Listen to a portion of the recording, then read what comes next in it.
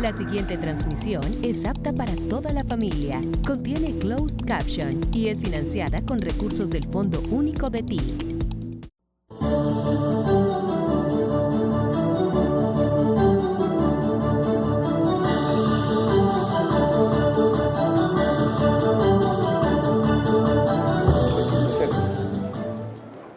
He querido articular dos temas que me parece son no solamente una pertinísima y actual discusión, sino fundamentales para el desarrollo de la especie humana, o incluso, como decía el físico Nobel Stephen Hawking, las posibilidades de la extinción humana.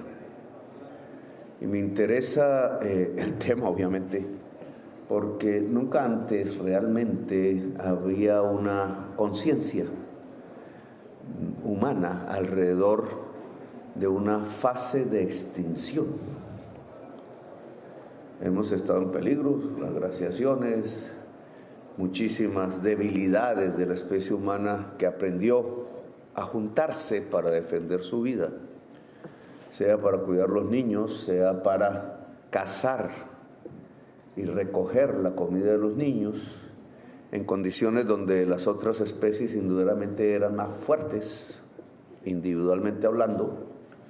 Solo la acción cooperativa, la inteligencia en común, nos permitió tanto para conseguir el alimento como para cuidar a los niños y a las niñas, a los bebés, a lo que seguía la especie, nos permitió ir, como se dice hoy, dominando el mundo. Se ha dominado a tal extremo, a través de nuestra propia inteligencia colectiva, a través de nuestro poder de cuidado de sí mismos, y sí mismos no son exclusivamente individuos, sino grupos, naciones, especies, que incluso estamos al borde de la extinción, como en una especie de fluido dialéctico. Las cosas parecen convertirse en su contrario. Porque el fluir humano es eso, un fluir en medio de contradicciones. Y el fluir en medio de contradicciones es el principio básico de la dialéctica que descubrieron chinos y griegos, al parecer, al mismo tiempo. Fluimos y hemos llegado hasta este punto, en donde la inteligencia artificial es, antes que nada, una digitalización del pensamiento humano. Viene, por tanto, desde hace unos años, no la bautizamos así. Poco a poco, a través de la digitalización de libros, de pensamientos, de escritos que la gente iba haciendo, de charlas, de comunicación, porque la comunicación en el fondo es la base del conocimiento, de comunicación entre dos personas, entre un grupo de amigos, como en Facebook, que se volviendo cada vez más compleja en la medida en que las redes sociales iban siendo configuradas por millones, decenas, centenares y miles de millones en conjunto de personas. Poco a poco, en estos años que hemos vivido, se fue construyendo un acumulado. Un acumulado que podríamos decir hoy, y será cada vez más así, es el acumulado del conocimiento humano. Junto en una inmensa biblioteca que ya se concentra en un computador, en un pequeño espacio, pero que allí podría estar todo, ya está concentrando todo el pensamiento humano. El que diversos pueblos en tiempos ancestrales ha construido durante milenios, el actual contemporáneo de la ciencia, el de la sensibilidad que como modas va pasando de un lado a otro o queda, todo matematizado, digitalizado de tal manera que es asequible. Esa inteligencia acumulado del pensamiento humano está en una fase histórica de nuestra humanidad concreta. Histórica es la palabra adecuada. Y aquí me gustaría, no se hace mucho, en las facultades de economía, dominadas por un pensamiento único, que no parece ser científico, sino ideológico, pero que si va uno un poco hacia atrás, hacia unos 2 siglos atrás de pensamiento económico, encuentra quizás unos instrumentos no ideológicos, pretendían ser científicos para entender el mundo actual. Si yo recojo esas herramientas, la economía política clásica, incluso en su fase más crítica, a finales del siglo XIX, podría intentar analizar los problemas de hoy y ver si arroja unos nuevos resultados, si nos podría poner alertas en vez de ese optimismo ciego que a veces la ideología impone, y mirar los peligros ante los cuales estamos y las posibilidades de superarlos en bien de la existencia de esta especie, la especie humana, que es la única hasta donde nosotros sabemos de vida inteligente en todo el universo. Algo así, discúlpenme, como el pueblo elegido de Dios, pero en las realidades inmanentes contemporáneas, no me voy hacia lo trascendente, con el debido respeto de las diversas religiones que hay aquí. La única especie viviente, inteligente, pensante, no es ni más ni menos, hasta donde sabemos, que la mayor perla y única en el universo. Luego, si estamos al borde de la extinción, algo terrible pasaría en el universo, y es que perdería su energía vital en medio de su propio caos universal. Por tanto, el cuidado de esta perla, que solo está aquí en este planeta, se vuelve fundamental, y sobre ese objetivo de que persevere, de que se desarrolle, de que pueda incluso traspasar sus actuales límites, tendríamos que mirar cuáles son los límites de la inteligencia artificial y del cambio climático. No necesito inventarme mucho, ya muchos filósofos, físicos y economistas, pocos, han llegado a escudriñar estos límites con unos resultados que me parecen pavorosos y que invitan a una inmediata acción política, que al final la política es el reino de la libertad humana. La inteligencia artificial, al ser el acumulado del saber del mundo, es explotable bajo un mundo como el nuestro, que está dominado casi por completo por unas relaciones sociales, económicas, de producción capitalistas. Saber qué es el capitalismo, pues fue muy interesante en el siglo XIX, pero lo hemos olvidado en el siglo XXI y creo que hay que recordarlo. Capitalismo no es más sino una manera de producir que nació, que se desarrolla, que puede morir, como todo lo fluido en la vida humana.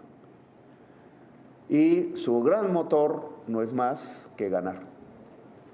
Ganancia, dicen los economistas, no es sino una vieja palabra que ya existía en la humanidad y que se llama codicia. Se quiere ganar y ganar más y ganar más y ganar más en una escala infinita, porque la matemática permite lo que Hegel llamaba la mala infinitud. Ganar y ganar más, y una visión ideológica de una ganancia infinita traducida en números, dinero, contable, es ni más ni menos codicia. Puede la vida humana ganar mucho, mucho en términos de bienes, dinero, etcétera, pero que no puede gastar, porque la infinitud va mucho más allá de su propia capacidad vital. Si eso se multiplica por un grupo de seres humanos suficientemente importante, pues tenemos la realidad de hoy que nos grita la crisis climática. No es posible un modo de producción basado en la infinitud del dinero, del número y de la ganancia numérica, con una realidad física, orgánica, que es finita, cualquiera sea la investigación que hagamos. Y el choque entre inteligencia artificial y crisis climática lo pone sobre la mesa. Porque inteligencia artificial, al ser todo el acumulado del conocimiento humano, pasado, presente y tratando de ser futuro, permiten su acceso, es el acceso, decía ahora, a una tierra nueva, digital, numérica, que no podemos ver aquí mismo, quizás algún día, pero que está en nuestras máquinas con las que nos comunicamos, con esa nube, como se le denomina. Es una nueva tierra de números, de algoritmos, que concentra precisamente en su extensión el pensamiento humano. ¿Quién accede a ella? ¿Quién? Con una infraestructura, un hardware que llaman fibra óptica, troncales de fibra óptica atravesando el mar, unas posiciones geográficas relativamente interesantes, como la que tiene Colombia, que es el centro y el corazón del mundo. Si ustedes miran ahí el mapa mundi un poco ordenadamente, América del Norte y del sur equidistante a Colombia, y China y Europa y África equidistantes a Colombia. Creo que eso la inteligencia artificial puede establecerlo. No hay un punto que sea tan equidistante a todos estos centros económicos, culturales y sociales que Colombia. Y entonces, pues obviamente es muy interesante. Por eso el Canal de Panamá fue tan interesante, por eso nos lo quitaron a la fuerza. No el canal, sino Panamá. Y la posición geográfica, que más o menos sigue las mismas rutas del comercio tradicional de barcos, pues es el mapa de las redes de troncales de fibra óptica, que al final son la autopista que lleva la información cada vez en mayores volúmenes. Ya casi se han inventado palabras para describir el número, penta y otras. Pero es el hardware, unos data centers de súper grandes computadores, de chips, en donde está la carrera comercial, la velocidad del chip, que últimamente nos ha traído noticias, porque la última vez que yo llegué a Emiratos me dijeron que la carrera china ya la había perdido y hoy parece que no. Ahora, esa carrera parece ser no haber terminado, luego nadie puede poner una palabra concluyente, pero aquí en esta competencia lo que se está estableciendo es la competencia para acceder de manera más rápida e integral en la tierra prometida, que ahora es la nube algorítmica del pensamiento humano. Si hay que pagar por ello, ¿qué pasa? Y no solamente si hay que pagar por acceder, sino que el uso de esa información, que antes era más difícil de obtener, se convierte en productividad de acuerdo al capital, porque estamos en el capitalismo. Y entonces la ley general del capital es ser más y más productivo de una manera infinita, porque más y más productivo es producir más y más y más con una menor unidad de trabajo, y esa productividad entonces da más mercancías, porque el capitalismo no produce sino mercancías, más venta, más ganancia hasta el infinito y más allá, diría la película cómica. Esa es la lógica de la inteligencia artificial dentro del capitalismo, darte muchísima más productividad, por tanto la posibilidad de aumentar tasas de ganancia, ventas de mercancía, ventas en todo el mundo a escala global. ¿Es ilimitado? El capital cree que sí, sueña que sí. He ahí su ideología, no su cientificidad. Por eso empieza a rechazar la ciencia, por eso empieza a negar las otras consecuencias. Por eso incluso políticamente se pueden vislumbrar tendencias, unas más socialdemócratas, unas más verdes, se le llama así. Puede haber un capitalismo sostenible con la naturaleza, o unas más agresivas, unas que no les importa tirar bombas sobre los niños en Palestina. No está desconectado, no es ilógico, no es un mundo de locos que de pronto se le ocurrió, sino que está conectado con una reacción del capital muy temerosa que empieza a ver que llegan los tiempos del fin. Y eso hay que tenerlo en cuenta, es la cultura de la extinción, porque indudablemente infinitud numérica se enfrenta a finitud natural. Y estamos en medio de esa época. Ya no es una proyección a 1000 años, a 10,000. Son estos los años de la finitud humana. Y dependiendo en la política cómo los vamos a superar, es que dependerá si seguimos en este planeta o no. Si la vida sigue en este planeta o no. Stephen Hawking ya había hablado de una proyección de la inteligencia artificial sobre el ser humano. Él captaba que podía haber en el ser humano una especie de frontera ya cada vez más débil entre realidad e irrealidad.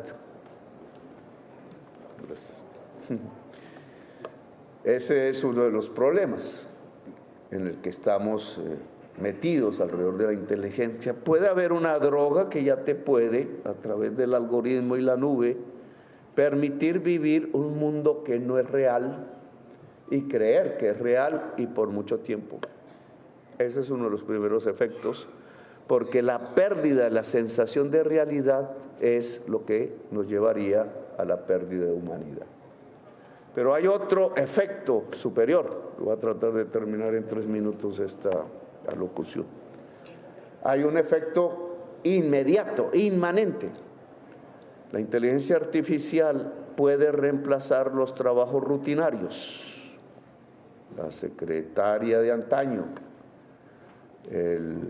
la enfermera auxiliar de antaño, etcétera.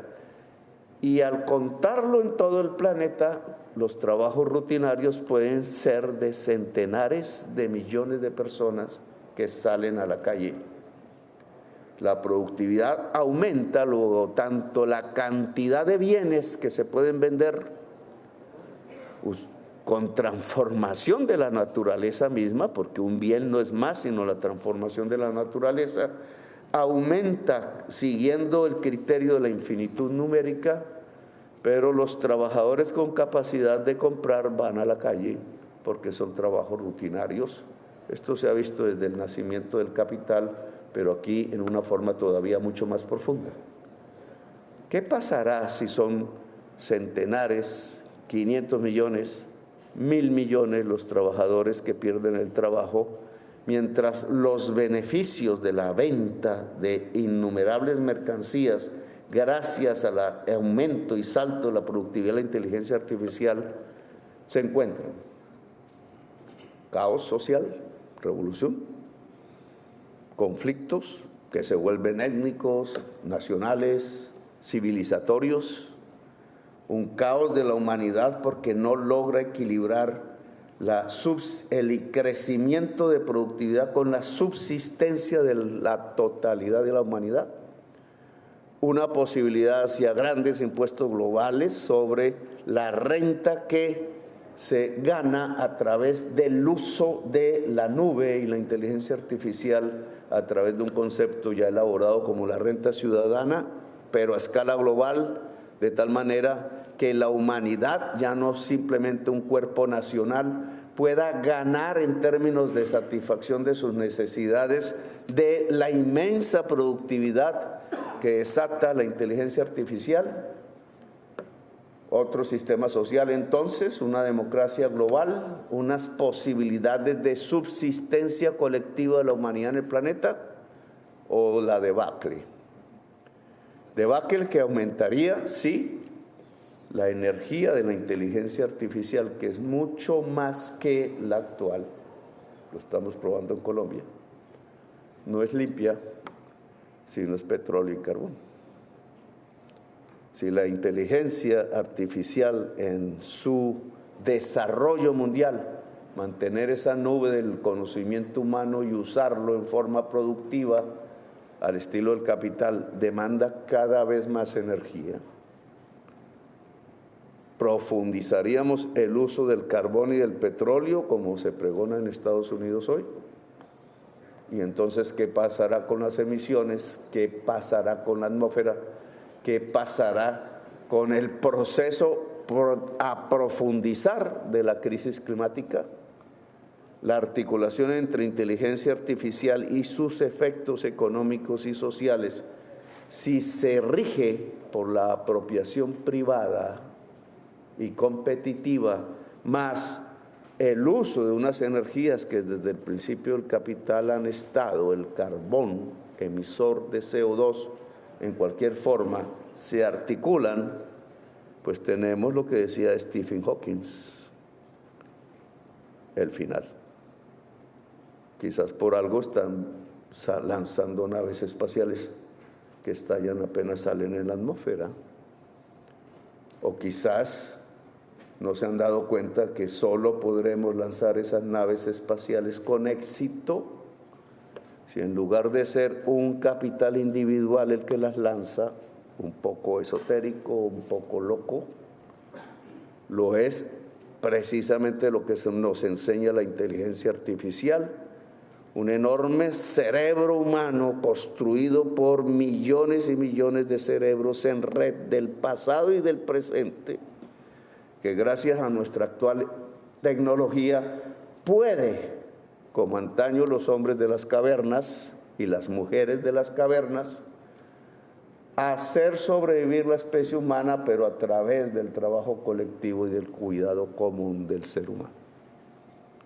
Son dos perspectivas que no se alejan de nuestro origen como especie, pero que desarrolladas tan profundamente vuelven a plantearnos la misma discusión, el mismo dilema de siempre, solo que esta vez de manera definitiva, porque si fallamos, lo que está en juego es la vida de todo el planeta, incluida la parte superior de esa vida que no se encuentra en ningún otro planeta, que es la vida inteligente de la que somos portadores y nos convierte en el pueblo elegido, pero no es un pueblo, es la humanidad toda.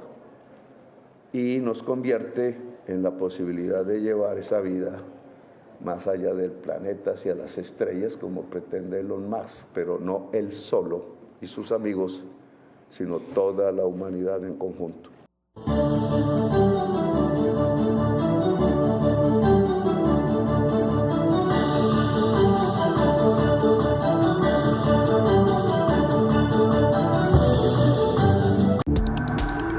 Este contenido fue financiado con recursos del Fondo Único de TIC.